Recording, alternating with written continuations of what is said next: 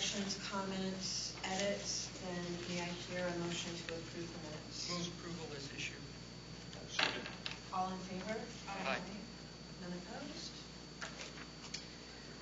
The next item is informational item 4A, the Pinellas County DHHS UPass update. Brad Miller. Okay, good morning still. In your packet that's in front of you in the staple packet, and then on the there's an item, a handout called Pinellas UPass Talking Points document that I put together this weekend. And I just wanted to alert the executive committee to a significant financial sort of issue that just arose over the last week, but that we believe now we've been able to reach a successful conclusion or a positive way to hold off a major financial impact to PSTA. So I'll just quickly walk through this summary memo that is in your packet. The Pinellas County Health Department, the Pinellas County Health and Human Services Division, which provides subsidies for health services at a whole bunch of locations throughout Pinellas County, has for a number of years bought bus passes for a small number of their total number of clients, averaging 100 bus passes a month for at least the last couple of years, averaging 100 a month. A year ago, they approached our staff and said, well, could they enter into some sort of agreement for administrative savings so that the 100 people, what we thought were going to be 100 people, could, instead of getting a pass given to them every single month, use their ID card. The Pinellas County system was going to this card, this health benefit card that is blue, and that gets them access to all sorts of health benefits as well. Long story short is we signed a contract with Pinellas County, what we thought was for up to 150 people, and then when they started passing out the blue cards, June 1st, they passed out now approximately 3,300. They did not tell us. As compared to the 150, so. Yeah, which had averaged 94 for years, 94 a month, and then it became 3,000. We thought it was, we still thought it was 100. We didn't know what was going on. We noticed in June that the number of rides on our UPass program had doubled, and it didn't seem to make much sense to us. And then in July, it tripled. And then we started talking to our own employees and finding out that a huge number of our riders that were suddenly showing this blue card, this blue Pinellas County card, and riding for free. The difference between our UPass program, which has been very successful with students mostly, St. Pete College, USF, etc., is that program is largely attracting folks that did not ride the bus at all before, and then now ride it on an occasional basis, or taking folks that maybe rode to class or for sometimes, and then now just ride a lot more. They ride for other purposes. What this program did, with the 3,000 people riding, almost all of these folks were already riding the bus. They weren't paying PSTA a lot of money since they're very low income, but they were buying Transportation Disadvantage bus passes, TD bus passes, for $11 a month. And what this had done essentially was shift a whole bunch of those folks from the TD bus pass, paying us $11 a month, to free. There was a double whammy effect. We were losing the $11 a month, and we were also no longer counting them toward our state grant that we've been working hard to justify and to get additional funding for. So this had a serious impact. This has had a serious financial impact to PSTA this summer, but we think it is, at least we've come to a successful conclusion of it, that we will be able to recoup a lot of that loss by going, essentially, the county has agreed in principle to go back to buying the passes. They, instead of a U-Pass, we're canceling the U-Pass with them, and they're going to buy bus passes from us again. They have tentatively recommended, I think this has to go to the county board for approval, but they tentatively agreed to pay us an additional approximately $121,000 for this year that we're in now, for this summer.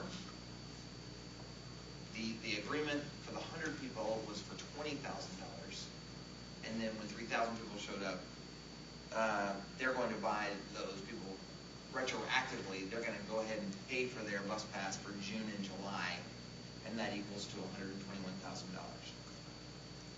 Then moving forward in next year, their plan is to buy not 100 anymore, but up to 5,000 bus passes a month from PSTA, and so they're going to pay us an estimated $443,000 next year. 443. Yeah. And this will allow PSTA to recoup that revenue that we weren't getting. Down at the bottom of the page, I've listed at least what we know, what we're guessing are the... Sorry. No problem. Long-term impacts of this program to PSTA.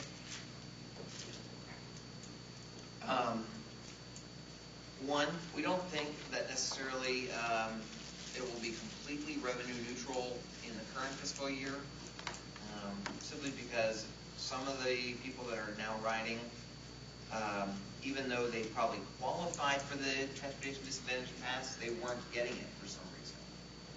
And some of them, I don't think too many, but some people were probably paying full price. Number two is this has already increased ridership overall on PSTA. People are riding a lot. They have no other transportation alternative. To qualify for the, again, for the Pinellas County Health and Human Service medical services, you have to be below poverty and not have a car to qualify for this, to get a pass. And most of these people do not have cars. So they automatically do qualify for our transportation disadvantaged program, because the TD program is 150% of poverty or below. So all these people do qualify. This is obviously, these people need the transportation. They totally rely on PSTA to provide them their transportation. Having 3,000 today, growing to 5,000, is a major portion of our overall ridership. It is making the proportion of PSTA's ridership that is transit dependent and low income even greater. This program, it wasn't doing that at 100, but it certainly is doing that at 5,000 a month.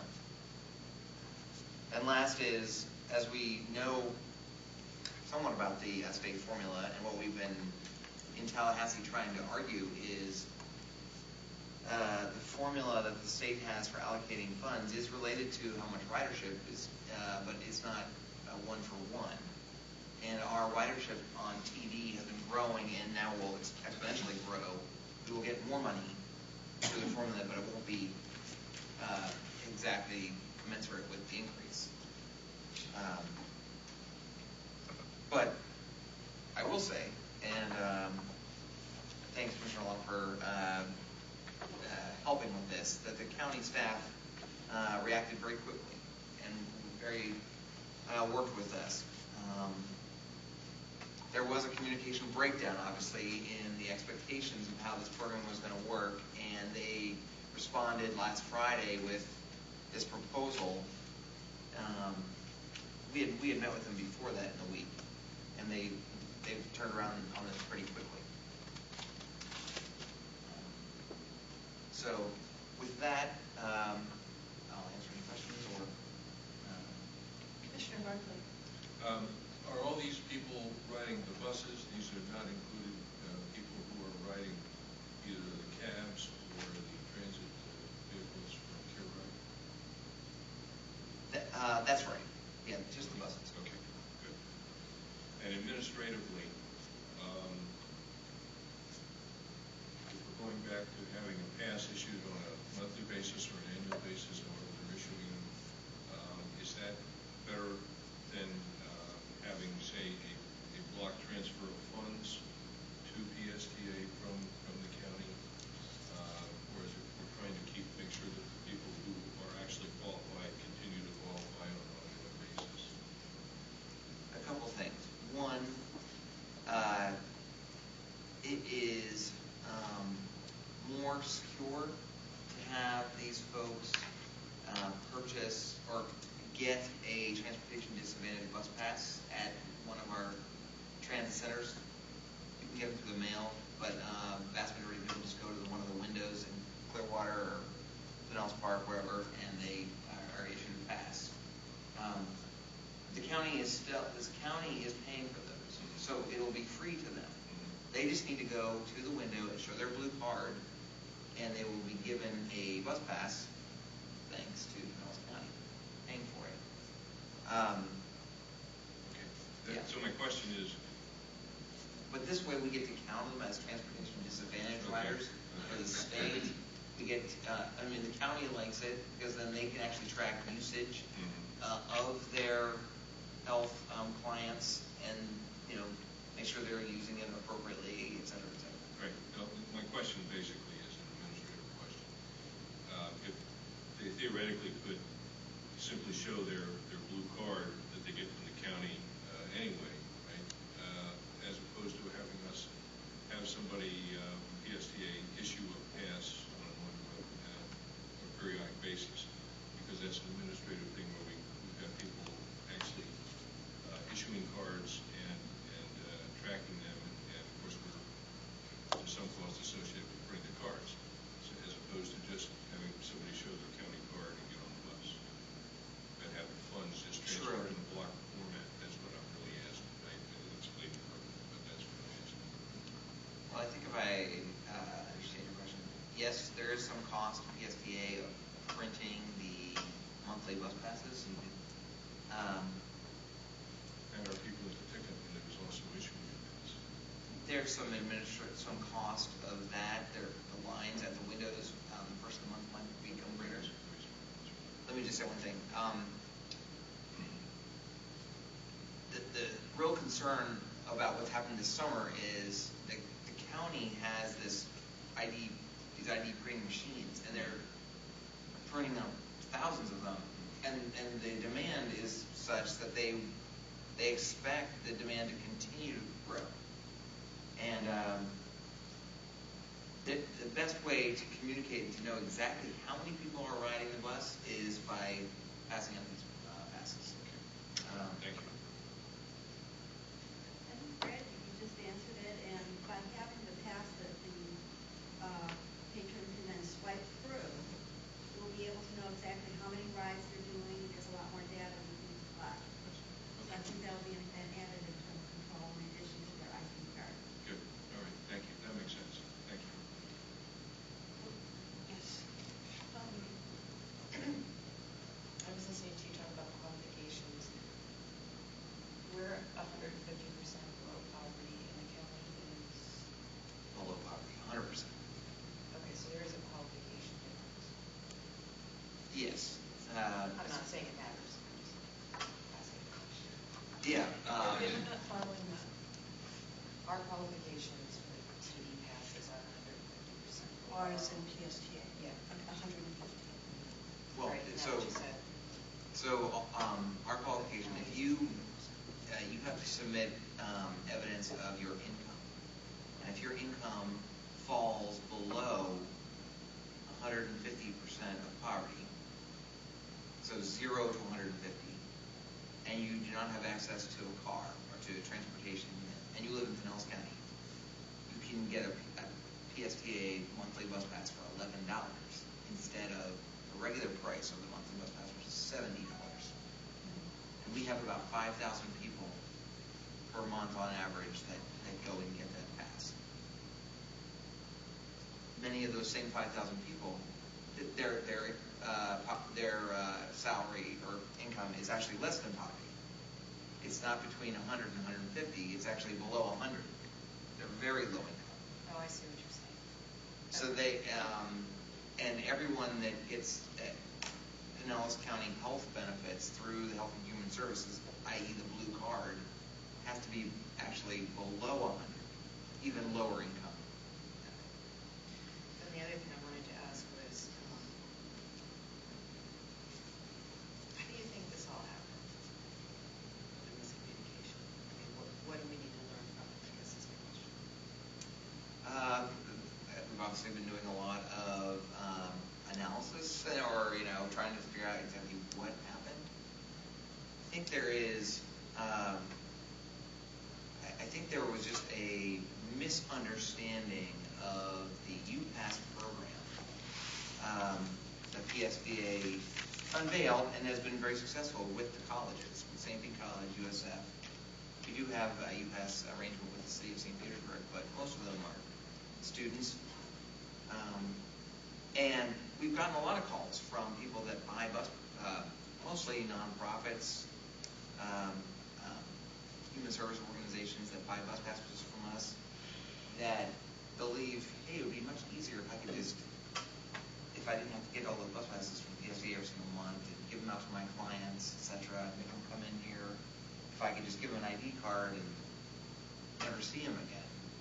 And that's really not what the UPass program was designed to handle, ever. But we didn't know that exactly, or know the impacts of that, and the county, the staff didn't know that. They were trying to meet their need, and so this has opened our eyes to this kind of situation, and realize when we do the UPass, and we do want to expand the UPass program, but not necessarily in this same way. And we're not necessarily in the way where we believe we should expand the UPass program to a business's customers or clients. It's really for the employees or the set number of people in an organization. And just with this county program, there's so many people, and the demand is so high. I think there's about 10,000 people that have this blue card already, and then right now about 3,500 qualify for the free rides. But the demand is seemingly could really grow even more.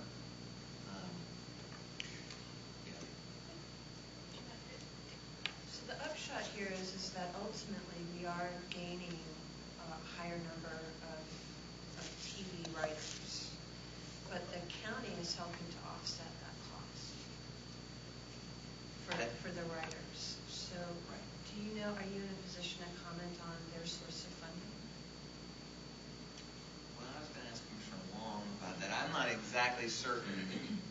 They said that they wanted to, they needed to go back to the county commission. This was subject to county commission approval for some of it, but they felt we've been working with an assistant county administrator and human services division folks. I was a little confused exactly the funding source and approvals, but they felt that this was their proposal to us. I didn't mean to jump in, but we had Commissioner Long and Commissioner Johnson. Well, I haven't had an opportunity to have a one-on-one with Brad on this issue.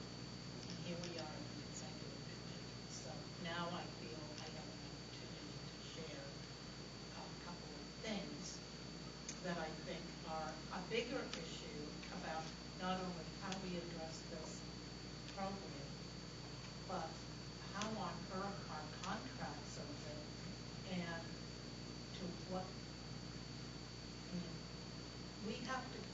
figure out a way, I don't know what that is yet, because I haven't had a chance to talk to Brad, but I became aware of this issue, I think it was last Thursday, very late afternoon, with a phone call from the county administrator's office that was in near Panic. And it resulted from a notification that Brad gave to the county that we, PSTA, were canceling this contract immediately. So I got on the phone and I called Brad and I said, Brad, what actions have you taken to find a solution to this? And I know that, according to Brad, we were draining $150,000 a week out of the PSTA revenues, okay? And that we had 150,000 a week or a month? a week. It was probably more like potentially about $100,000 a week. If Well, it- my notes reflect 150,000, but be that as it may. Something about that just didn't quite ring with me because we started out thinking there were 100 riders. Brad is indicating that now we're up to 3,000 riders, and it could go to 9,000 riders. I think you can all agree there's a huge difference between 100 and 9,000. Somewhere, I had a disconnect with the whole story. So I started down my path to do my due diligence and asked for a copy of the contract to be sent to my office before I got there the next morning. So I got in around 7:30, the contract was already in my email, and I found the contract very lacking in any specificity at all. Didn't talk about numbers or anything. When I called our guy, he just had a total brain. John Bennett, he said, well, he had just gotten onto it, and he said, I can share with you that the county was sending PSTA $80,000. This contract that got signed between PSTA and the county had $20,000 in there. So right there, that tells me somebody should have had a really big flag that something wasn't right. Because we went from spending $80,000 in our budget down to $20,000. What a deal for the county. But the bigger issue to me is PSTA is a governing government agency that had a contract with another government. And you cannot just arbitrarily cancel a government contract just like that. It's a process. You've got to have an opportunity to correct. We all make mistakes and things go wrong, and there's lots of opportunity for misinformation given the information world we live in. But at the end of the day, jeepers, we've got to have an opportunity to fix it. Right? I'm just saying. I agree with you. I'm glad that we were able to get this quickly resolved. I pleaded, Brad, can we just hit the pause button? Just hit pause. Let's have some conversations. And I know it isn't very timely, and, the commission, I don't know, is everybody aware of it now? I don't know. This is the first I heard of it. This is And I said, where's the board in this? We've got to figure this out, especially given it's an issue that impacts the very most vulnerable in our society. So I pleaded with John. Unfortunately, Mark Woodard's been out on a medical thing. I understand he's back today, but I don't know that for certain. That's certainly on my list of things to bring up when I have my debriefing with him on Wednesday. But in the meantime, Brad met with John. I did get feedback from John, but I didn't get any from you, Brad. So all I know is John's perception how the meeting went, which in his mind was fabulous. There was a solution on the table. He thought it was very reasonable, but I apologize to everyone for coming late. I was coming from Sand Key. You all know that that's not an easy truck to get over to here. And I thought I left in plenty of time. Obviously, I didn't. So I missed what the solution really is, and if it's a good, solid solution, fine. I think I heard somebody say, well, it's got to come back to the county commission. Well, that's what John indicated. Well, because we are in the midst of budget, and that's another thing. We haven't finalized our budget for next year. If ever there was a time for an oops to surface, it's now, so we have an opportunity to fix it. But I'm thinking, sounds to me like it's a pretty big oops, and we probably need to have a conversation on the commission. Or certainly have a conversation with our board. I don't know, am I wrong? Yes. How Not wrong? wrong, no. No, and I completely agree with you. I do too, and I'm a little concerned that we're finding out all the way at the end of this thing, didn't even know we were going to institute the program to begin with. Now, maybe I missed it. Mr. Johnson. Thank you. It's a couple of things that I noted in. But first, let me say, Commissioner Long, thank you for jumping in and sort of at least understanding what's happening and working with the county. Because I do agree that oops happened for whatever reason. I have had a little bit of discomfort with the UPass program and the clarity of the UPass program. I think that's what the Mayor Bajowski was saying, that we can learn from this and that it will only apply in these situations. And I think that I would like a little bit more visibility into how that's set and moves forward. But barring that, the fiscal 2017, where you said it was 5,000, if the county goes to 9,000, would the county's $443,000 increase as well, or is the 443 fixed? Yes. That is an estimate that the county is using that will, I believe, go to the county commission. But again, the program is switching. It is going completely away from the UPass program and going back to the more traditional model of the county purchasing bus passes on behalf of their clients, individual bus passes, monthly bus passes, or 10-day bus passes for their clients. So those numbers that are in the write-up there are estimates. It'll actually be how many passes are purchased that dictates the amount of fund. That is based on a growth over the next fiscal year. The 443 is an estimate based on a straight line growth from the 3,000 today to 5,000 by the end of next year. If it grows to 9,000, it'll be a lot more than that. If it doesn't turn out to get to 5,000, it would be less. And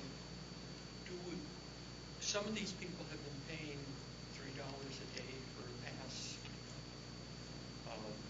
have been paying full fare, and now will not be. That's what you're saying. Possible. I think it's large. It's possible. When we ran a query on our database of the 3,000 of people that were previously signed up in our TV program, it was not 3,000. It was substantially less numbers of folks. It was less than that that were buying bus passes this spring. And but again, not sure why that is. They all qualify. They qualify. They could have been buying them and been registered. And now, as of this morning, Ross Silvers has been working on this a lot. They're all now qualified. to buy a TD bus pass or to get a TD bus pass paid for by the county. Thank you, Madam Chair. Yeah. So Brad, just in trying to get a better understanding of how this happened, it seems like there's two main pieces. One, critically, is a communication breakdown, PSTA's assumptions, and Pinellas County's, the health department's assumptions. And then the second piece of that had to do with the contract, the clarity of the contract, not being able to really tease out or clarify what the difference in those assumptions were. And then where the wheels came off was how the county operationalized it, where they're printing all these passes, and we find out about it through like lag indicators looking at our ridership, and we're like, what's going on? Yes, that's exactly right. So I think just from the board's perspective of oversight, I just think I'd like to know a little bit more about the breakdown in the communication piece, but then also just what our process is for reviewing these contracts. Was Alan Zimmet involved with the review of this contract? Now, I'm not trying to place fingers or blame, just, we have attorneys for a reason.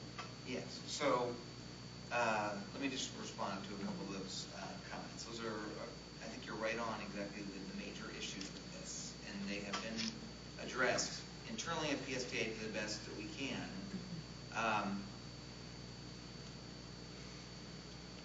There was an issue. Again, the crux of the matter is we thought this was an administrative solution of 100, and I don't know if the county knew it was going to grow to 5,000 or 3,000, but they didn't know that it shouldn't.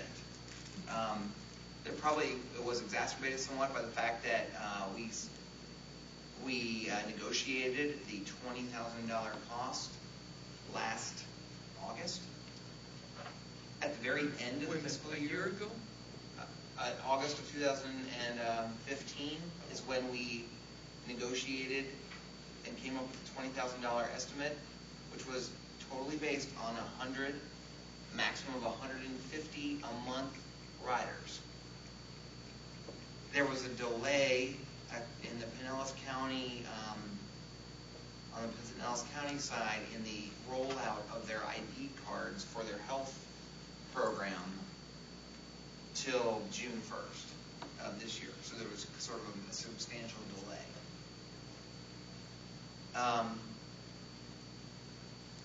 The contract is very vague and standard because we have worked with our attorneys and we have a standard contract for UPass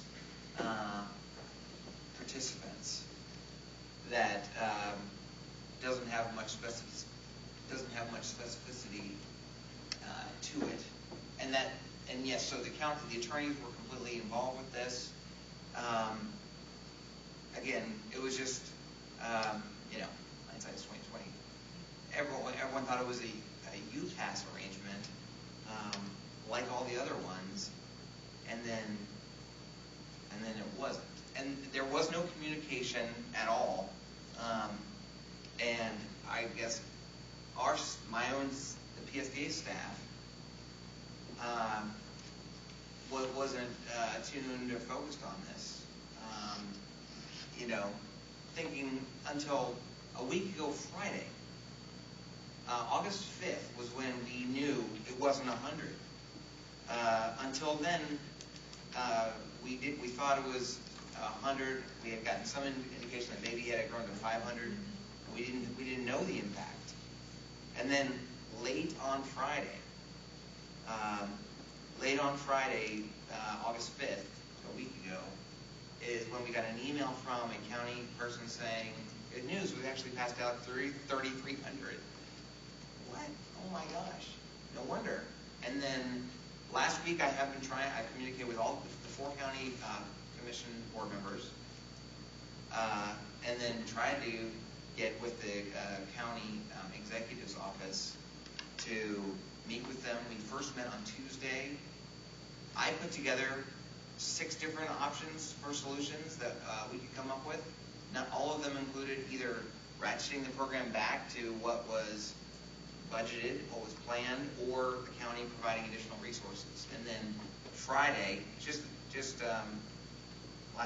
past Friday, the county came back and met with us and proposed that they would switch out of the UPass program and transition to buying the bus passes again.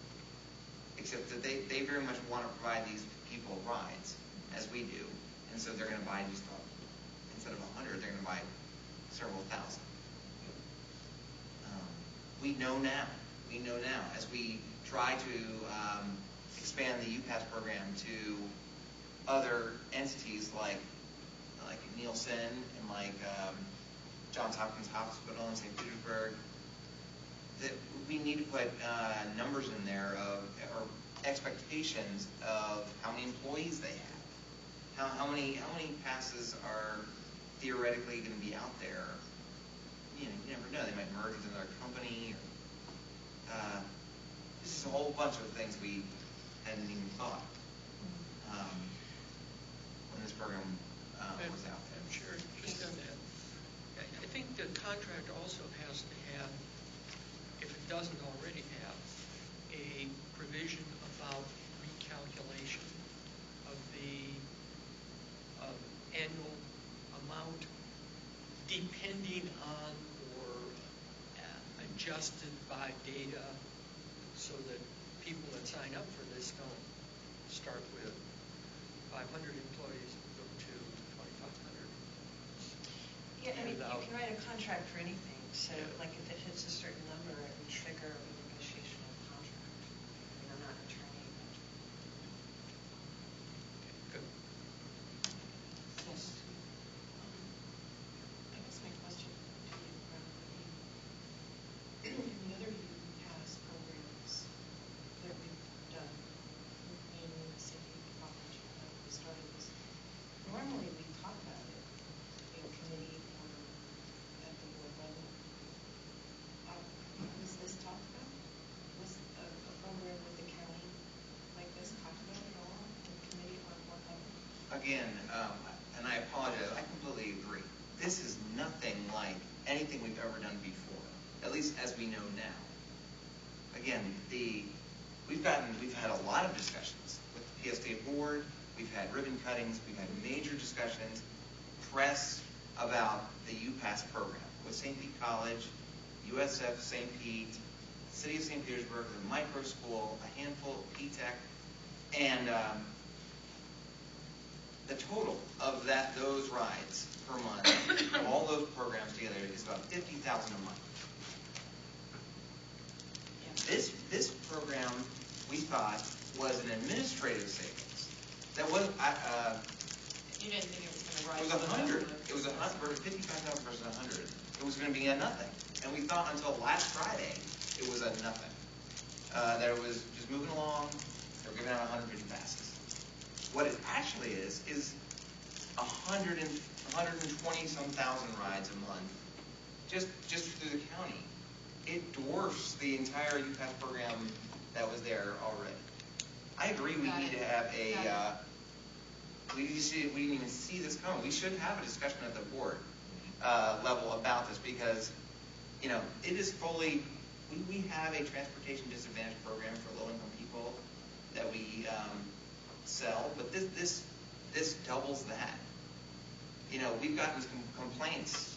Chair Rice sent me complaints that Grand Central Station in St. Petersburg is being overrun with homeless folks. Well, this program is changing the profile of our ridership, and there are a lot more homeless people riding. And I know there's some PSTA board members that are concerned that we need to try to be higher, get choice riders, etc. Well, the buses are being filled up with these people that need it, and I know that we should have that discussion at the board. Maybe we don't want to. I would say I personally do want to do this, but I mean maybe the board does not think this is the right thing for PSTA to do. But it's sort of just like a tsunami that hit us. We didn't really even have a discussion. But I think we can now. Commissioner Murphy? Yeah, I think this, first of all, the Finance Committee didn't know anything about this either, so, we should sort of be the first line of defense to get everything coordinated so that we can make recommendations to the board as a whole. But the larger issue, and this is something that at the county commission level or even at the state level, is, we have a huge poverty issue in this county. And there's no way to get your hands around the size of it. And so everybody got sort of, this isn't a trickle, this is a tsunami. And so we need some guidance, I guess, from the county, maybe from the state, on what's the ultimate magnitude of this and what's going to be done about it, because obviously we're here to serve the public. We have to have these folks have rights if they're eligible for them. We just have to know about it, and we have to be adequately compensated for it. Even at the very, very low levels that we're charging, that's still a huge amount of money that we're talking about here in the aggregate.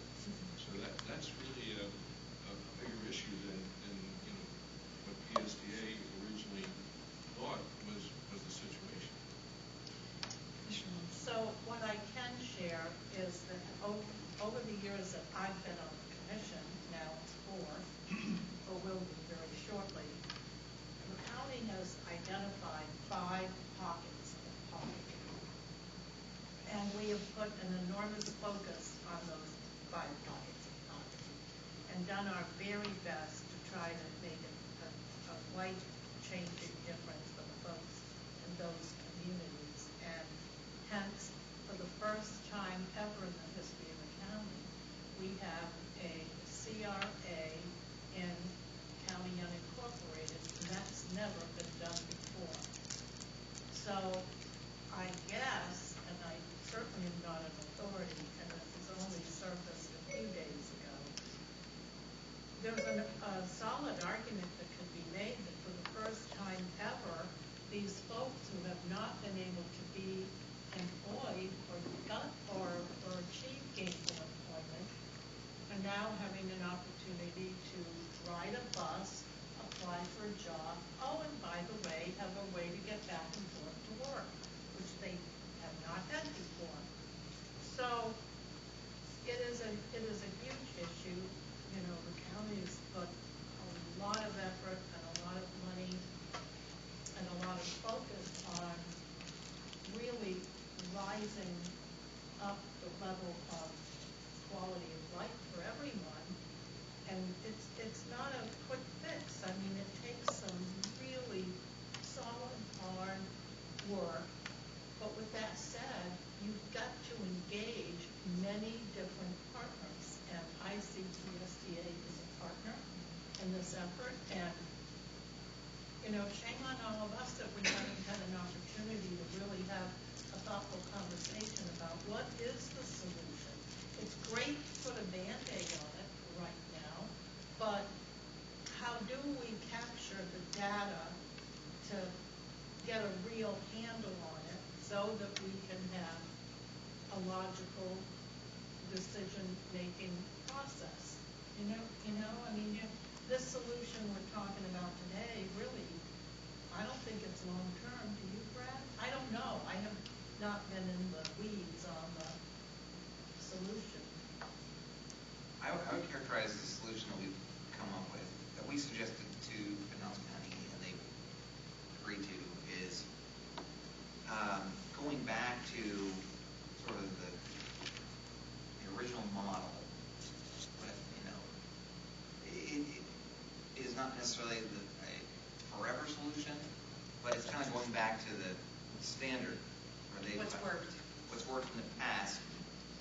There is a future that we envision, although I don't want to make any promises because I don't know exactly how it's going to work, that we are trying to transition to this mobile ticketing and smart card type program where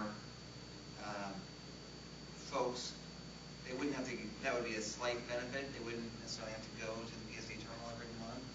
They could track on a plastic card, kind of track these passes on a plastic card, but that's a ways out. It's a quality of life issue for people, right there, especially for the work, not having to do that. Yeah, now, Just saying. you know, we will pass these cards out at all of our transportation centers around the county, so and the buses go there. So that for the vast majority of people, I think, that are relying on the bus, it'll be an issue, but they can go right to the window and get their pass. It should be okay. I think what Commissioner Barkley and Commissioner Long just spoke to is important, just to kind of pivot and look forward and to really get a handle on what this trend means and the impact on PSTA and the county, because it's unfortunate that this miscommunication happened, but to me, and I think the good part of it is that we're going to correctly capture people in the TD programs so that we're getting an accurate count for our formula funding so that we can get help to offset this. But trying to get a handle on this number, I heard the number 3,300, that they're projecting 5,000, and the number 9,000 has been thrown out too. And that means something's happening out there, and it's going to impact PSTA, and it's going to impact us all in a lot of ways, and PSTA specifically. And I think, I like Madam Chair, Commissioner Johnson, Patty Johnson is not here. Yeah. She would be having a hissy fit, really. I know. And given that we haven't finalized, have we, our legislative package going forward for next year, this data that we're talking about having a lack of, quite frankly, is critical to making our presentation to the state legislatures, to have them rethink and relook at what they're doing at their level. Because I think I heard this correctly, that we did get a big bump in the PD transportation disadvantage funding in this last move, right? But clearly, We got a bump, I would not describe. well, any bump in that It's area good. is It's big good. coming from the state legislature, and obviously the data was incorrect. Well, If they'd had the real data, I would think we would have gotten more, right? I mean, because the data only dramatically changed June 1st. Brad, you're just talking about this enormous change from 100 to thousands. Yeah, that just happened. That just started to happen on June 1st. You're exactly right. When the county had 1,000 buses. Right. The concern, which didn't even dawn on my brain's getting slower, on me until about last Wednesday. Oh my gosh, are we going to lose all this money from the state by calling people county people and not TD people? Oh yeah. So this program, we will have the right data, and I agree. I've heard from folks that Senator LaPalma has suggested this is something he wants to kind of focus on next year also. This will be timely, especially if it grows even more and more. And the county staff, Mr. Bennett, etc., were also saying the same thing, that this is kind of just will be a great way to increase the awareness of the program. And they're focused on providing health benefits, but the number one thing they hear from their clients, the reason they're so interested in this program, is transportation to the health benefits is such a critical issue. Well, it's to get health care, it's to get jobs, it's to get people to school. I mean, it's the whole quality of life thing that keeps a person healthy and well and housed and food in their bellies. Right? Am I wrong? Yeah, and before we go to Commissioner Johnson, I guess the question I have still is trying to understand, we kind of, there's this powder keg, we went from 100 to 3,300. To what degree was that because of oopsie handing out all these passes, and to what degree does it reflect this pent-up demand of TD customers. That we know we have X amount that were TD customers that got in on this free, kind of, I don't want to say snuck in, but kind of came in through the county program. But, so there was a shift, but then there's an indication that there's greater pent-up demand, and these are people who weren't previously writing PSTAs. And that's the part I'm trying to figure out. But Commissioner Johnson. I need to tell you that I have a work session, city council work session that starts at 1 o'clock, so I'm going to be leaving about 12:15. I can't stay longer. But I think your comment is right on, and it kind of goes to the mission of PSTA and our ability to dialogue with the public as to what our mission is and how we fit within the quality of life for everybody in the county. And as Commissioner Long is saying, this is about getting people the jobs. And I think that the more we can articulate that, the better off. I'm just getting ahead of here on the agenda, but we do need to move through. As far as an action item for how this goes forward, do we have this on our agenda for August 24th? We have this now scheduled on the Finance Committee, which meets this Wednesday. Okay. To talk about this, and then it'll come to the August 24th work. Okay, do I hear any other suggestions or comments or anything that we do differently, but to send this to Joe's committee, and then as we get more feedback and insight and hear a report from the Finance Committee, the board can discuss it at the end of the month. Yeah, we'll talk about this on Wednesday. We'll have a recommendation, but my concern is that we don't know what this thing grew exponentially overnight. We need some kind of a top number so that we can. Well, yeah, this new program allows for that. Yeah. It basically caps it, and they're going to pay us for each individual.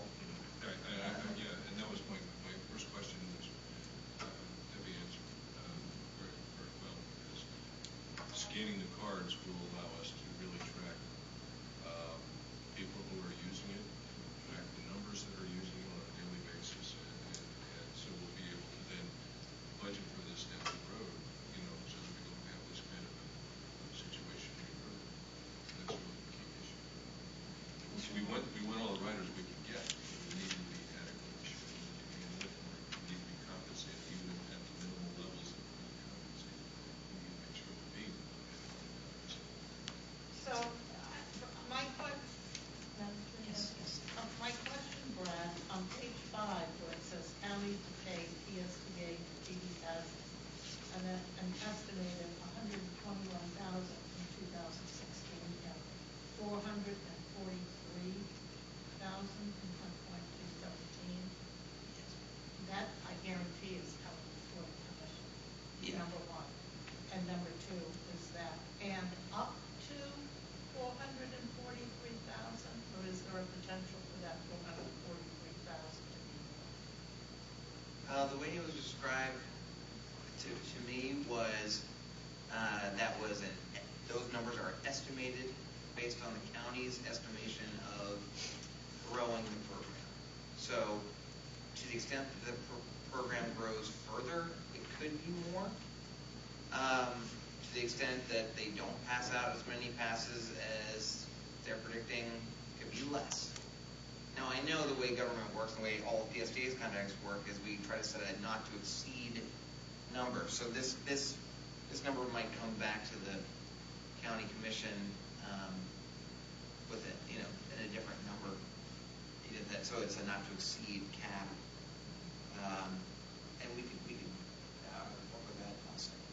But they're going to basically I'm buy going to be the really passes. interested in this conversation when it comes back to us. Yes. Yeah. Okay, Mayor Chesky. Just two things I wanted to mention with the board.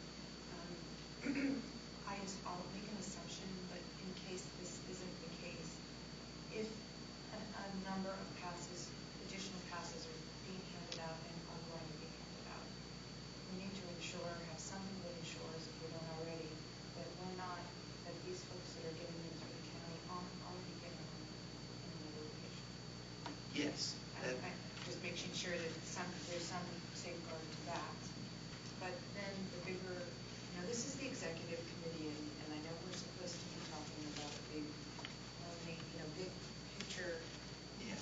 items, and you made some comments earlier, so I just kind of want to say, in my personal opinion, I know we do want those choice riders, but to me, bus service is there. The basic reason you have public transportation is to get people from one place to another. It doesn't matter who they are, what income level they are, what religion they are, what race they are, or anything. And really, the question shouldn't be, this is my philosophical take, the question shouldn't be, do we expand on this or whatever. If it's a financial, if we can manage it, then that's exactly what we should do. The question is having enough alternative choice services for those added customers that we're trying to attract. It's not about don't do this and keep your base going. It's about adding other services for your choice riders. So, this is who we are. Transportation. We're not talking about the gondolas and the trolleys and the ferries.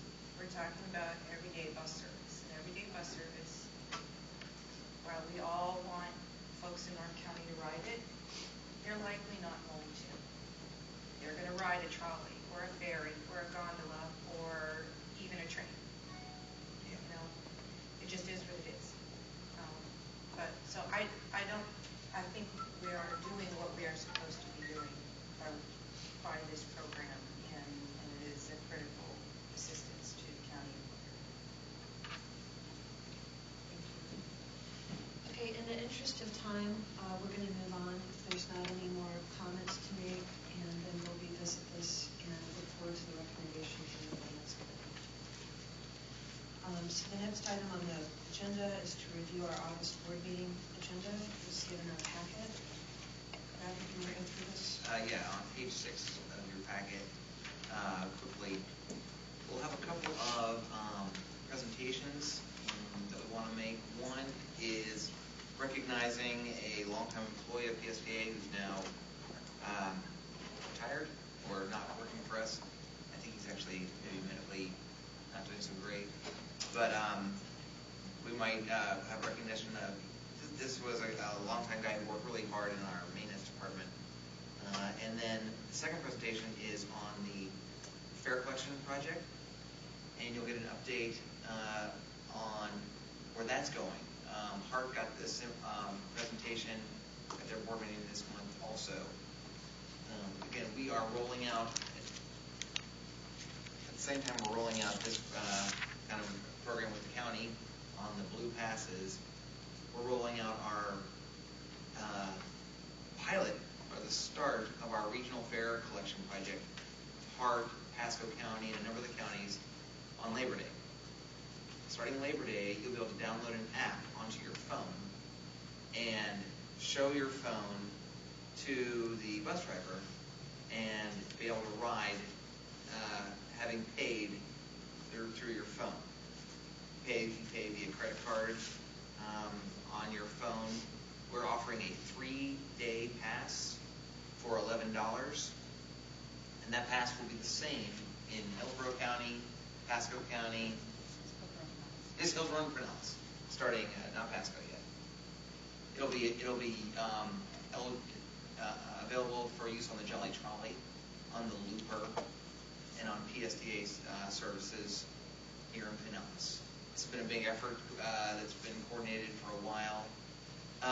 It's the start of our program that will be unveiled and expanded over the next 18 months to be a really great technology. Ultimately, the buses are going to be equipped with readers on them, so you'll take your phone and you'll swipe it, kind of like you do when you board an airplane. We don't have readers on the buses yet. We're getting those later in the next year. So this is you show the driver your phone, and he or she says, okay, it's like a flash pass. The program is going to be called Flamingo. That is the name. You're kidding. No, I'm serious. What City of committee Martin came up Christmas. with that one? What? What committee came up with that one? Was that the TMA? Did they decide that was the good? Our fine people in the marketing world, not the PSTA CEO, but it's going to be called the Flamingo. The app is going to be called Flamingo. It has a little flamingo bird. It's the Flamingo Pass. So it's going to be multiple passes. It's going to be the whole Flamingo program, and that's going to be throughout the entire Tampa Bay area. Yeah, this little story that you're talking about reminds me. Have you ever thought, or have any of us ever thought, about picking a point, like point A, getting on the bus, like 2, 3, 4 of us at a time, and using some of this and just going all around the county? Like a demonstration? Yes, because we talk about these things on our board, and I'd be really curious to know how many of us on the board have ever done that as an exercise. And I know personally for me, I'm almost ashamed to say it, it's been on my list of things to do, and I've just never carved out the time to do it. But I think it would be very meaningful to all of us as we're making our decisions to have the experience of spending a day I think it's a great idea. riding on the bus, taking the trolley, switching from one line to another to get to where we want to go. Yeah, I've ridden the trolley a lot, but I'm not okay. Well, I've ridden it on the beach, but I mean, I've done the North County. I just think it would be a pretty enlightening experience. I know those of us that have been on the homeless leadership board have been over to St. Vinny's to feed the homeless, or we've gone to Pinellas Hope and St. Barbara's. But we're board members of a very large agency. We ought to know firsthand what that's like. I think we would definitely love to arrange. Well, and that's something you could do. You could plan a different route for every board member, and, kind of give them their little thing, and here's what you got to do. Great. And I know we had. Get on your calendar. They're right. I mean, I think it could be very challenging, frankly. I know Doreen Caudill has expressed interest as an MPO board member to spend a day at the museum. Well, So and I we've think got to that, do it actually, I quickly. think that would be wonderful for the MPO folks, because there's, the bus service is not something that's in, the forefront of their focus. And so that would be very, I think, enlightening to invite WIT folks. But anyway, back to the flamingo thing, I think is adorable. It kind of reminds me of the flamingo. Isn't that a flamingo on the lottery? Yes. Thing? Ours It's better. different. Ours is better. As long as it's like pink and green, you can't go Pink. wrong. Okay, thank you. Just trying to be mindful of time, Commissioner Johnson. Oh, I'm sorry, I thought you were. Let me just highlight, so on the agenda, that'll be a nice discussion, I'm sure. The three main items on the agenda that I think will have some discussion. One, the Pinellas County Health and Human Services Division Fair Program. That's not even on here yet, is it? It's not on here yet, but it will be on here after it goes to the Finance Committee. Number two is on here as bus rapid transit beach alternatives. Our goal, in order to stay on track with the federal process and to keep the bus rapid transit project on track to go under construction and open by 2019, is to have the PSTA board vote on a beach alignment in October, in 2 months, at the October board meeting. Clearwater or St. Pete? Which are you talking about? This is the St. Pete, St. Pete. Central Avenue Bus Rapid Transit. Got it. The plan is for it either to go to Madeira Beach, Treasure Island, or St. Pete Beach. And the vote on which one of those three, which beach to go to, would be at the October board meeting. That way we can complete the design throughout the remainder of this year and then into next summer, and stay on track to get the federal money approved, get it into the hopper in the federal government schedule next summer. Well, If we don't decide this fall on the alignment, that could delay that. do we have the data from the TDC about which one of those routes is most needed? If I may, I know I attended the first public workshop in St. Petersburg. I don't know if anyone else attended the second one.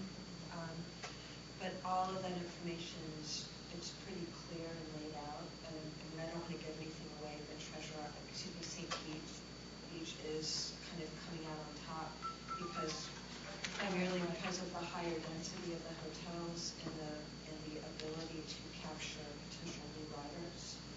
And the tourism market as well as the residents. So they go through all of these categories, and I presume that we're going to get this presentation from either Planning Cassandra or committee. Jacobs. It's in the planning committee again. Yeah. Good. Yeah. So we have the data. The issue that I want to bring this up to the executive committee is because, as you know, we've had a number of discussions over the last 6 months or so that the fact that St. Pete Beach and Treasure Island are not in PSTA, members of PSTA, but Yeah. is It's a problem and they gotta join. They an gotta issue. They have to join. Don't recommend anything. Don't go down that road. Again, it's going to come down to the technical data, to the technical recommendation, the ridership, the economic development potential, its competitiveness for the federal funds is very likely going to say St. Pete Beach is the answer, and they're not a member. I have met with the new mayor, the city manager, and the idea that I've come up with and recommended to them is, and I've got Alan Zimmick working on it, is that they would sign an agreement to commit to paying the incremental costs, at minimum, the incremental costs of the BRT going to their city before your October meeting. Between now and October 27th, the St. Pete City Council would agree to that they would fund it. They could agree to having a referendum and joining PSTA, and that would make this contract null and void. But if they don't, at minimum, they're paying their fair share for the operating and the capital. Commissioner Barkley. That's the idea, is that they vote first, then we vote. Yeah, but they don't even have a bus stop, right? So if they're not in the program, they don't even have a bus stop somewhere. They would have less. They would have one if they paid for it, but right now they don't. Correct? Right now, They do pay for the trolley. Yeah. Okay. Because we've got to have a junction point of some kind in order for this thing to work, right? Yeah, presumably that would be Yeah. the shelters, everything Yeah. is factored as part of the project there. Again, I think we have to have a bigger conversation, because whatever we do here will get translated to the other 4 or 5 communities that are on part of here. And we, years ago, I think I've been here 8.5 years, so some 7 years ago, when we were talking about the communities that are not a part of this, we all decided that focusing on those communities that are not part of PSTA wasn't the best route to go, and because we were working on the Green Light Pinellas. It wasn't called Green Light Pinellas back then, but that's what we were working towards. So having said that, now that that is not in existence, we have to have a plan that tries to bring the entire community as part of this. We want, and we have to have help lobbying these communities to get them to do it. You know, we need support from the county, we need support from other boards. It shouldn't be about, I don't think, working around it by them paying. Because if they pay, then it's not fair that other communities have signed in and these,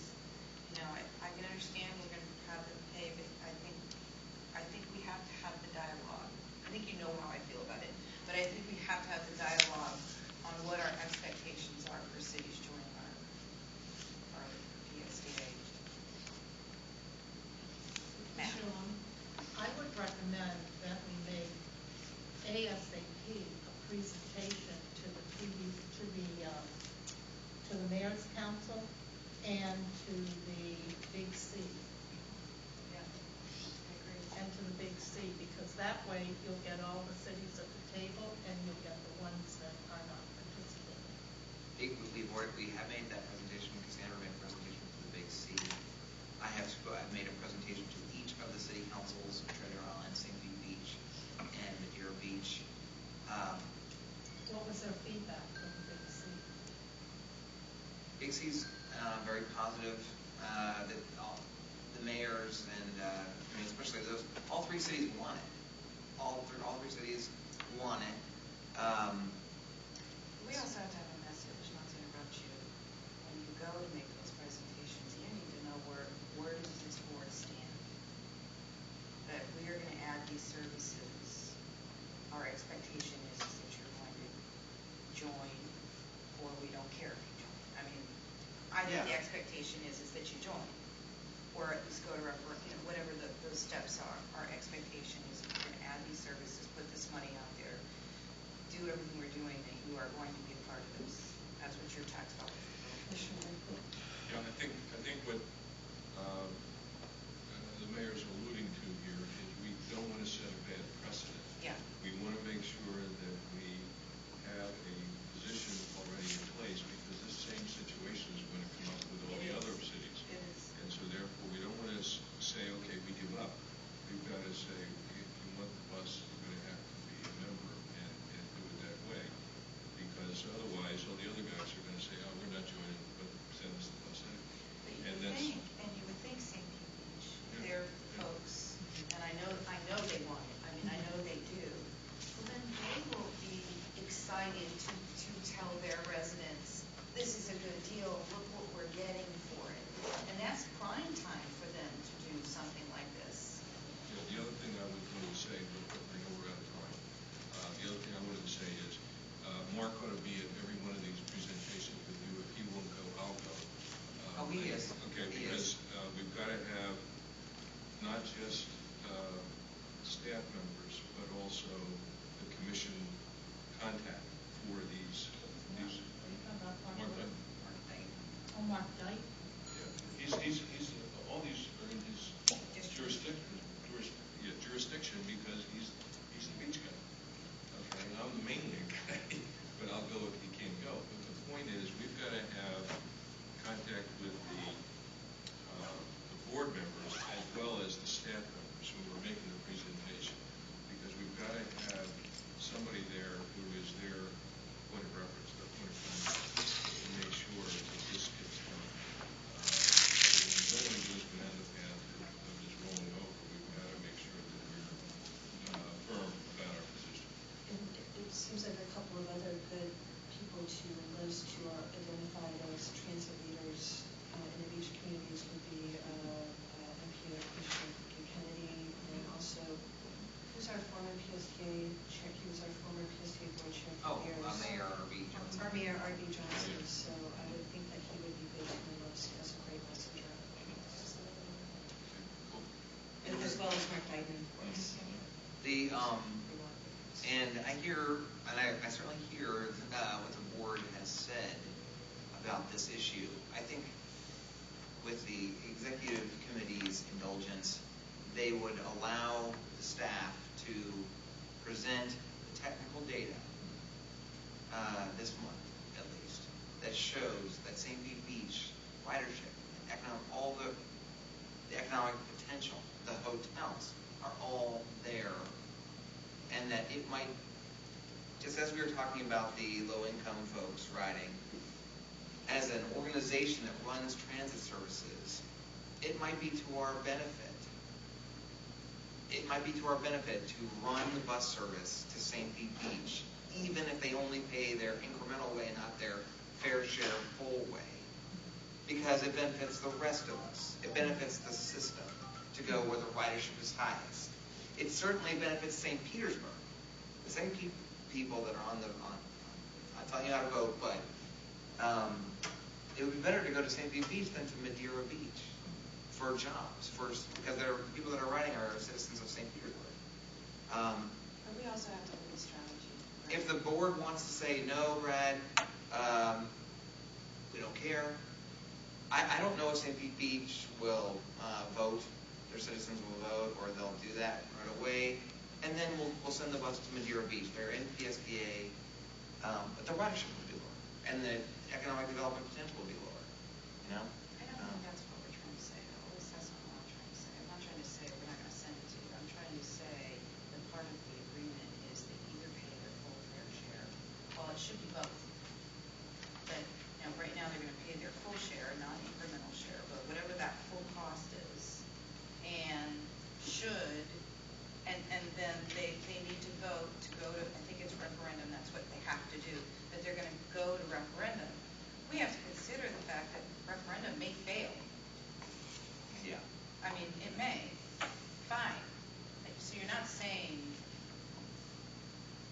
the referendum fails, we're not building it. You're saying that this is our expectation. If we're going to recommend this, if the board's going to vote to do this, it's because you, on your end, St. Pete Beach, have agreed to do X, Y, and Z. That's what I'm trying to say. It's not a threat that we're not, I mean, that's cutting your nose off to spite your face. You're not going to put it somewhere where it's not going to get some ridership. But So we're going to have. you see what I'm saying? That's what and it's going to go there at the board meeting. I know it will. I think it will. The mayor of St. Pete Beach, who had been sort of their member or representative on the Big C and involved in regional issues, moved to Paris, and so they have a brand new mayor that's been there for 2 weeks. So we met with her, and they have a regular meeting with all their hotels, and so all the hotel owners, or 6 or 7 hotel owners, were there, and you know, they're very, very positive. I mean, I think she doesn't know enough about it. She hasn't been the mayor long enough to know. She kind of wasn't too thrilled about going to referendum. But that was the first she'd even heard of it. Great. So. Well, that's really great. People like Garth to go talk to her and educate her. And just to be clear, the mechanism for them being able to assess ad valorem, they do that by referendum. That's set forth in the statute that created PSTA. Yeah.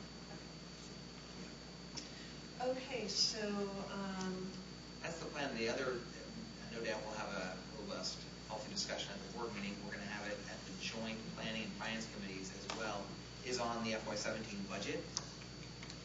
And I told Finance Committee Chair Barkley that if the discussion gets rowdy, that as chair, remind folks that it's an informational item this month. We're just going to have a discussion, and then the vote is in September. But again, the staff was asked by the board at its last meeting to see if there was a way that we could increase the service on nights and weekends mainly, without going to the 0.75 cap.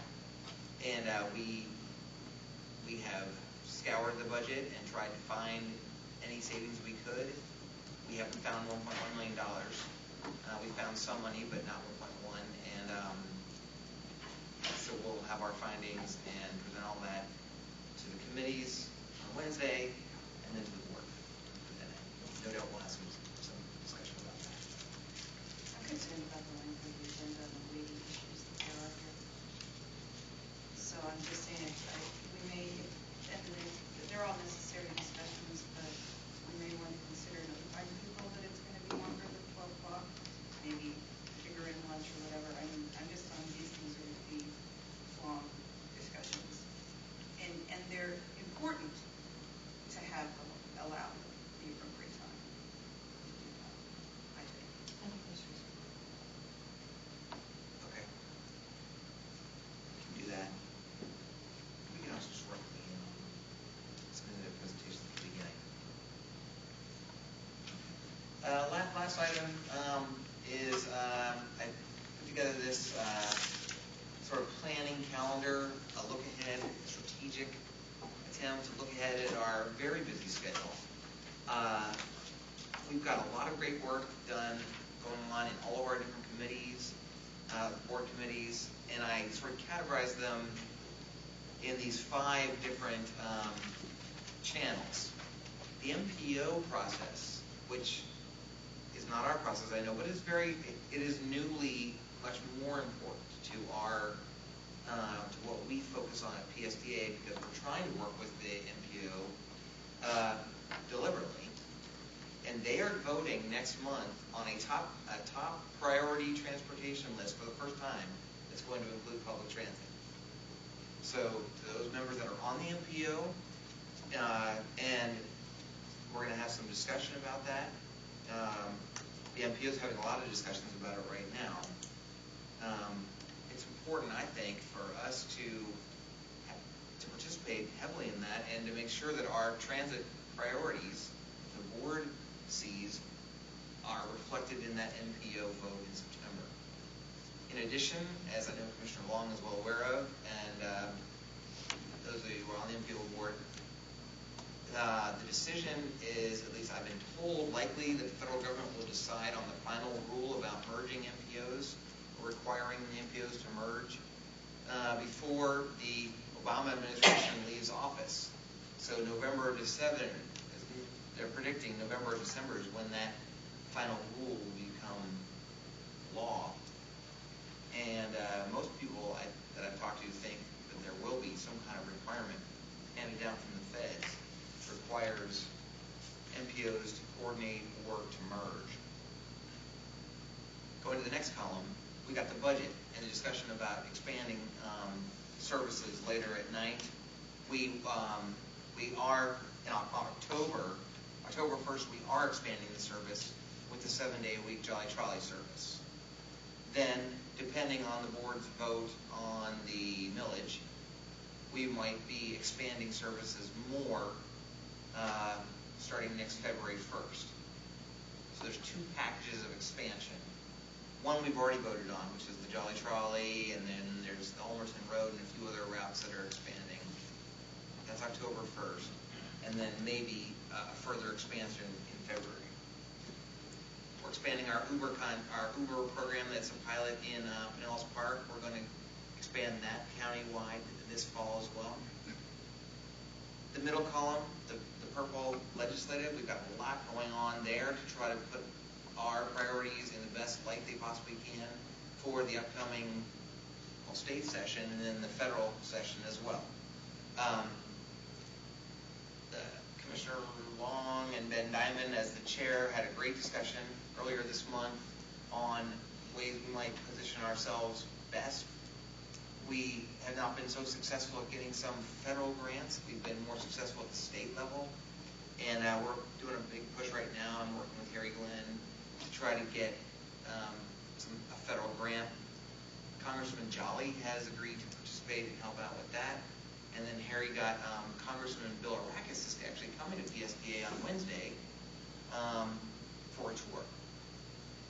And I'm sorry I can't invite all of you to that. I can only invite one, and Mayor Beavis has agreed to come here and meet with Congressman Bill Arrakis.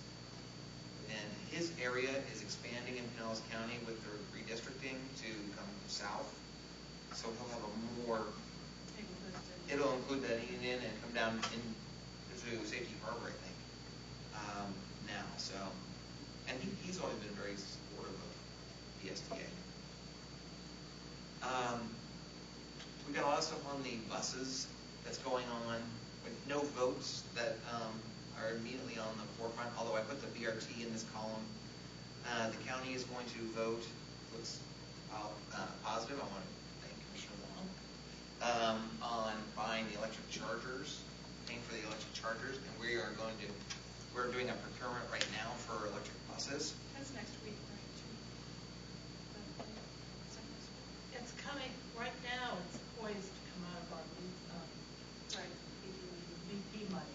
wasn't that the 23rd or something? It's a moving target in terms of the final budget. So I'm not sure. I haven't looked at it.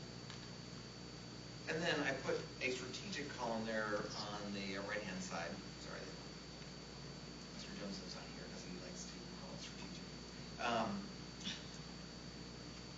we are making city updates around, we're trying to go to every city and give an update on what's going on in PSTA to the other commissions. We've done a number of them. We're going to be at South Pasadena No, next Tuesday.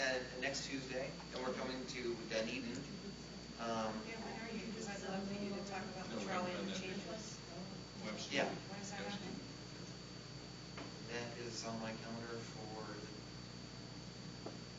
that's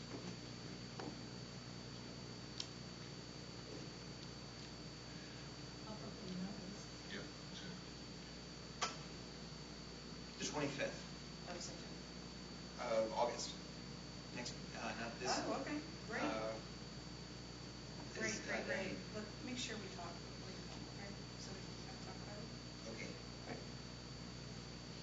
So we're doing doing that. I know, Commissioner, you are meeting with the Times and WIT and Jim Kennedy also. We're going to speak to the Times editorial board, and that will, I think, further the discussion of regional planning, etc. It's Thursday. Oh, okay. This Thursday. Okay, I wasn't sure when it was. And then I would like to schedule a PSTA board workshop for, not sure when, but October or November time period to have the PSTA board start discussing what's beyond the path forward strategic plan, or is there's nothing beyond the strategic, whatever. Having a discussion about sort of internal in our future, how we best work with the MPO, and if the MPO is known by then to be something different, It etc. might be a good time to visit this and incorporate it into the strategic plan. I'm thinking by that, what I was stating. Oh. What is it? It's a new governing model for transportation regional. It flows with the rules that have been promulgated by the feds, and I feel badly that I haven't been able to share it with some of my favorite transportation people that are on the board here, but we can't really talk to each other. So till I have an opportunity to I've been very cautious about who I've shared it with, just so that it doesn't get, Hammered before you get it yeah. out. But the good news is the leadership in the state legislature, within the county, and over in Hillsborough are all on board. Nobody is pushed back, which is a little frightening. Brett, I just say November would be great, but we need to get, it takes forever to get these dates coordinated with all the schedules, so. And you've got an election. Yeah, and then there's the National League of Cities that might take out a few Yeah. days for a bunch of us, so. That's in December. I have it on It's in my, November. I see it for November 17th and 18th. I would say And- October's And probably Thanksgiving, Election Day, Veterans Day, so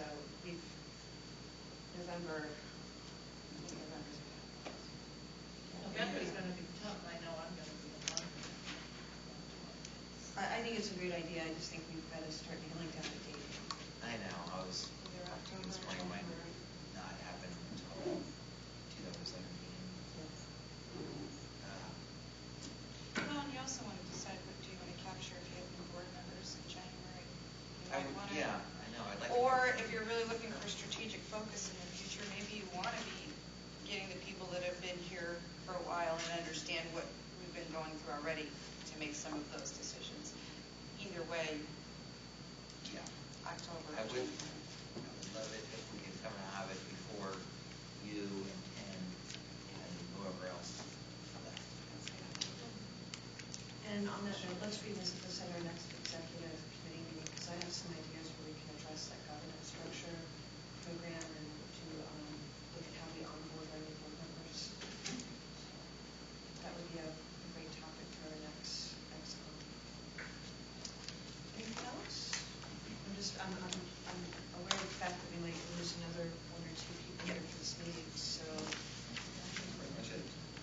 Okay, well, nothing else, then thank you for good, thorough discussion, always good questions. We have a lot on our plate, things come up, so thank you all for your time and your flexibility. And with that, we adjourn our meeting. Thank you. Commissioner Long, I think you're the only one here, but we are also unveiling our electronic Granicus iLegislate agenda management software on your iPad.